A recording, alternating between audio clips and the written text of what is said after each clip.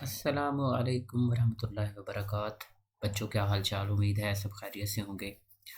आज हम चैप्टर 2 का लेक्चर नंबर 2 स्टार्ट करेंगे और इसमें हम पढ़ेंगे कि प्लांट सेल्स के बेसिक फीचर कौन से होते हैं।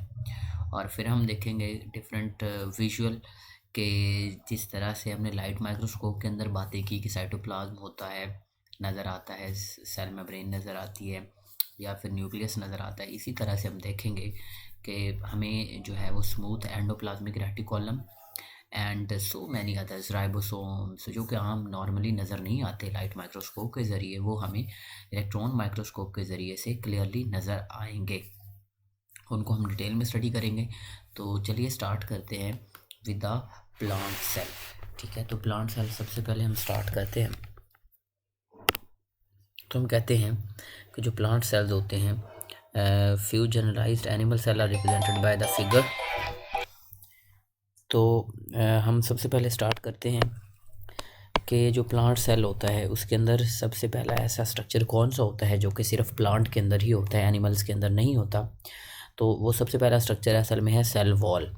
ठीक है, तो हम कहते हैं कि outside the cell membrane they all have the cell wall. किन के अंदर? प्लांट की बात हो रही है। और इनके जो सेल वॉल होती है वो बनी होती है हमारे पास कार्बोहाइड्रेट्स की। और वो कार्बोहाइड्रेट जो होता है वो एक पॉलीसेकेराइड होता है जिसको हम कहते हैं cellulose and the other compounds. आपको पता है सेलुलोज को डाइजेस्ट करने के लिए इंसानों के अंदर सेलुलेज एंजाइम्स नहीं होता। ठीक है, इसलिए अगर आप सेलुलोज खा भी लें तो वो वैसे ही निकल जाती है और ये act as the dietary fibre. हम देखते हैं कि जो सेल वॉल होती है वो नॉन लिविंग होती है और ये वाटर को और डिज़ोल्व्ड सब्सटेंसेस को पास थ्रू करने की हेल्प करती है। Cell wall is not selective like the cell membrane, यानी कि इसको हम कहते हैं this is a completely permeable membrane. ठीक है, अब हम कहते हैं कि प्लांट्स के अंदर सेल मेम्ब्रेन होती मौजूद है लेकिन ये इजीली देखी नहीं जाती। क्यों? क्योंकि ये प्रेस हो जाती है against the inside of the cell wall. मतलब सेल वॉल के ज़रिए से ये क्या हो जाती है? प्रेस हो जाती है। तो अगर हम देखें under the microscope plant cells are quite distinct and easy to see because they are cell wall. ठीक है, it is only the cell wall which can be seen. और कुछ केसेस में न्यूक्लियस भी नज़र आता है। Each plant cell has its own cell wall, but the boundary between two cell sides by side does not usually show up clearly. उसके बाद हम कहते हैं cells next to each other therefore appear to be sharing the same cell wall। तो इस वजह से हमें ये ऐसे नज़र आती है। तो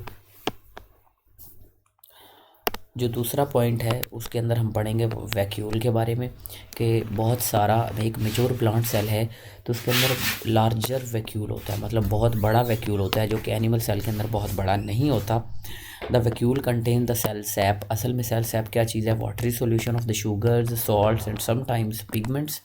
ठीक है, this large central vacuole pushes the cytoplasm aside, जिसकी वजह से हम कहते हैं कि यहाँ पे आप डायग्राम के अंदर ये बात देख सकते हैं कि एक बहुत बड़ा ही, तो ये एक बहुत ही बड़ा सारा वैक्यूल है और इस वैक्यूल बहुत बड़ा और सेंट्रल होने की वजह से यू कैन सी हेयर कि पूरे का पूरा साइटोप्लाज्म एक साइड पे हो गया हुआ है और न्यूक्लियस भी एक साइड पे हो चुका है। इसको हम कहते हैं पेरिफेरल न्यूक्लियस। तो उसके बाद आपको नज़र आता है क्लोरोप्लास्ट भी, खैर आगे हम पढ़ते हैं उसको। तो this is the outward pressure. असल में ये प्रेशर लगाता है क्योंकि इसके अंदर सेल सैप होता है, यानी कि वाटरी सॉल्यूशन होता है शुगर्स का, सॉल्ट्स का और डिफरेंट पिगमेंट्स का। ठीक है, और ये सेल वॉल के ऊपर बहुत ही प्रेशर लगा रहा होता है जिसकी वजह से हम कहते हैं कि ये dense form, this is the tight form में होता है। सेल एनिमल सेल नहीं होता इतना टाइट जितना कि प्लांट सेल होता है due to larger vacuole. Animal cell में some time have the small vacuole in their cytoplasm but they are usually produce to do the particular job and not the permanent. मतलब animal में होता ज़रूर है but वो छोटा होता है, स्मॉलर होता है। जो एनिमल का वैक्यूल होता है वो स्मॉलर वैक्यूल कंसिडर किया जाता है। ठीक है, इन द साइटोप्लाज्म हम कहते हैं the third one is the plastids, जो कि प्लास्टिड एक ऐसा फीचर है जो कि प्लांट्स में ही सिर्फ होता है, एनिमल्स में नहीं होता। ठीक है, और हम कहते हैं कि स्पेशली द क्लोरोप्लास्ट एक्चुअली, क्योंकि क्लोरोप्लास्ट के अंदर एक पिगमेंट होता है ग्रीन कलर का जिसको हम क्लोरोफिल कहते हैं। और इस तरह कुछ कलरलेस भी होते हैं, कुछ क्रोमोप्लास्ट होते हैं कलरफुल। क्रोमोप्लास्ट असल में आपको पता है कि एक ऐसा क्लोरोप्लास्ट है जो कि पेटल्स के सेल्स होते हैं ना, उनके अंदर होता है। मतलब ये कलर्ड चीज़ें देता है। इस तरह कुछ कलरलेस भी होते हैं, उनको हम ल्यूकोप्लास्ट कहते हैं। ये यहाँ पे मैंने एडिशनल पॉइंट ऐड किया है। तो ल्यूकोप्लास्ट हम कहते हैं।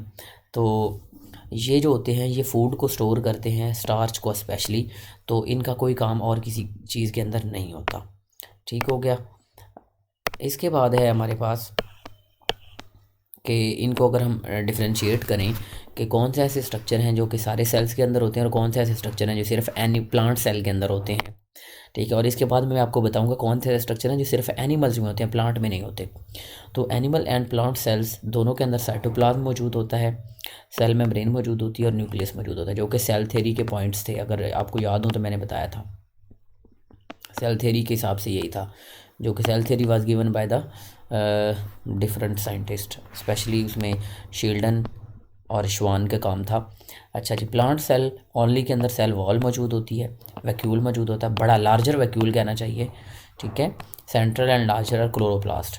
तो बाकी इनकी डिस्क्रिप्शन अगर आपने देखनी है तो cytoplasm is jelly like with particle and organelles. कहाँ पे पाया जाता है? सेल मेम्ब्रेन के अंदर होता है, इन साइड पे। और इसका काम क्या होता है? सेल ऑर्गेनेलिस इसके अंदर होते हैं, माइटोकॉन्ड्रिया, न्यूक्लियस वगैरह, और साइट ऑफ केमिकल रिएक्शन यानी कि मेटाबॉलिज्म की साइट प्रोवाइड करता है। ठीक है। उसके बाद हम कहते हैं cell membrane partially permeable layer होती है, पार्शली परमिएबल, ठीक है, सेलेक्टिवली परमिएबल होती है, और जो कि सराउंड करती है साइटोप्लाज्म को, साइटोप्लाज्म के सराउंडिंग में होती है, और सेल कंटेंट को एस्केपिंग से बचाती है, और इसी तरह से सब्सटेंसेस को कंट्रोल करती है जिन्होंने सेल के अंदर एंटर होना होता है और लीव करना होता है। क्योंकि हमने प्रीवियस लेक्चर में ये बात पढ़ी है, न्यूक्लियस सर्कुलर होता है, ये ओवल स्ट्रक्चर होता है जिसमें डीएनए होता है असल में in the form of chromosome and the chromatin material inside the nucleus. Cytoplasm होता है, सेल डिवीजन को कंट्रोल करता है, सेल डेवलपमेंट को, सेलुलर एक्टिविटीज़ को, प्रोटीन फॉर्मेशन को, एंजाइम फॉर्मेशन को। There are lots of function. इधर हम कहते हैं cell wall. Cell wall is actually the tough non living. ठीक है।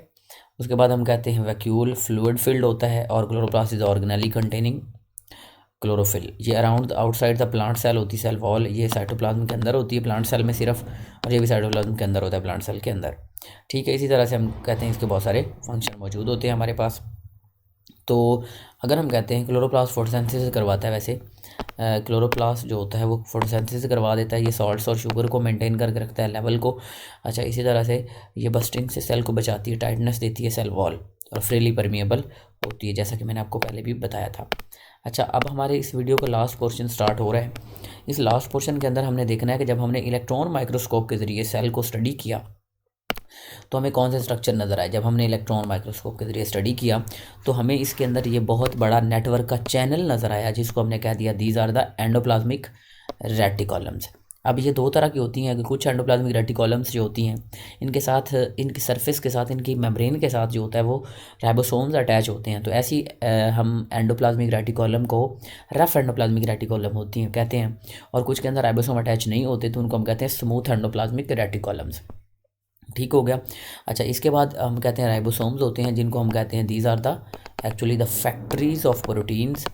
Ribosomes are the factories of proteins होती हैं, प्रोटीन बनाने की फैक्ट्री। ठीक है। इसी तरह से सेल वॉल, सेल मेम्ब्रेन आप देख सकते हैं, और साइटोप्लाज्म देख सकते हैं। तो माइटोकॉन्ड्रिया भी इसके अंदर मौजूद है। आपको ये स्लीपर लाइक स्ट्रक्चर ये नज़र आ रहा है, माइटोकॉन्ड्रिया है ये हमारे पास। इस तरह न्यूक्लियस है, न्यूक्लियस के सराउंडिंग में न्यूक्लियर पोर भी नज़र आ रहे हैं, क्योंकि न्यूक्लियस की मेम्ब्रेन डबल लेयर होती है और इसमें न्यूक्लियर पोर्स भी मौजूद होते हैं। अच्छा, अब हम रीडिंग कर लेते हैं। When studied at the much higher magnification cytoplasm of animal and plant cell no longer look like a structureless jelly but appear to be organised into complex system of membranes and vacuoles. Organelles present in it are the RER, rough endoplasmic reticulum, RER भी कहते हैं। ठीक है। Network of the flattened cavity surrounded by cell membrane which links with the nuclear membrane. यहाँ पे आप देख सकते हैं, यानी कि ये सेल मेम्ब्रेन से लेकर न्यूक्लियर मेम्ब्रेन तक नेटवर्क ऑफ चैनल फैला हुआ होता है। ठीक है। The membrane hold the ribosomes, इसके साथ कुछ राइबोसोम भी लगे हुए होते हैं, मैंने कहा था कुछ राइबोसोम्स इसके साथ लगे हुए होते हैं और कुछ जो होते हैं फ्रीली साइटोप्लाज्म के अंदर फ्रीली डिस्पर्स्ड होते हैं। ठीक है। तो हम कहते हैं कि नेक्स्ट जो हमारे पास स्ट्रक्चर है, दीज आर द माइटोकॉन्ड्रिया और द टाइनी ऑर्गेनेलिस। और यहाँ पे आप देख सकते हैं कि इसकी दो लेयर होती हैं, आउटर एंड इनर, और इनर लेयर एक फोल्डिंग बनाती हैं जिनको हम क्रिस्टा भी कहते हैं। और these are the sites of actually aerobic respiration, energy production करवाना माइटोकॉन्ड्रिया का काम होता है।